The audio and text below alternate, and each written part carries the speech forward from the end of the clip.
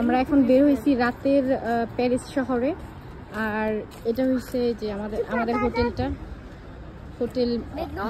Hotel মিলানো। এটা আমাদের হোটেলটা।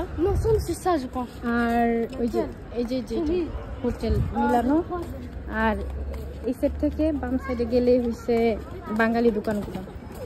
এই যে বামে গেলে বাঙালি দোকান। তা এখন রাত 10টা বাজে, আমরা যাই দেখবো যে কোন দোকানগুলো খোলা কোনগুলো খোলা না। এই যে বাঙালি দোকান, এটা একটা বাঙালি দোকান। হ্যাঁ, বাংলাদেশের মতো। আমার বাচ্চারা বলতেছে বাংলাদেশের মতো।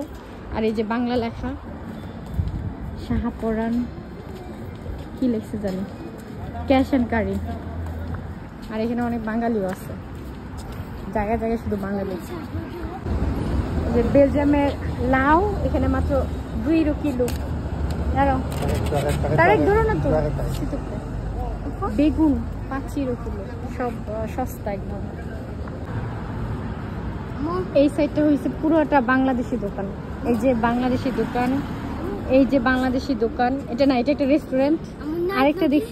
আরেকটা দেখছি রেস্টুরেন্ট।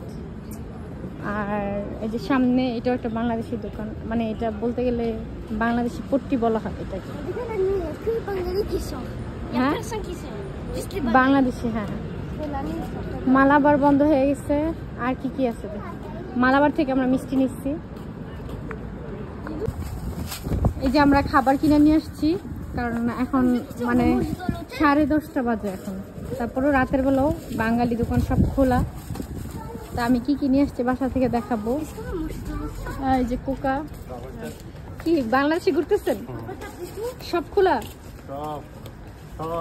সব কিছু খোলা। কিন্তু আমাদের খাবারটা অনেক প্রাইস, আর আমাদের ব্রাসেলসে অনেক দাম খাবার। এখানে অনেক দাম কম। এক কাচ্চি বিরিয়ানি 8 রুপি এমন খাওয়া দেয়, দুজন খাইতে পারবে এমন অবস্থা। হ্যাঁ, আর আমাদের এখানে কত 15 টাকা করে প্লেট। 15 করে।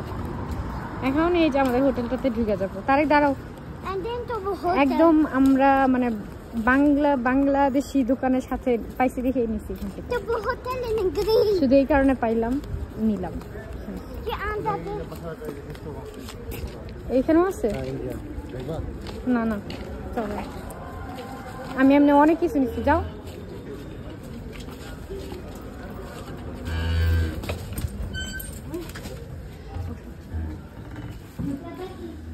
লাখলে merci beaucoup।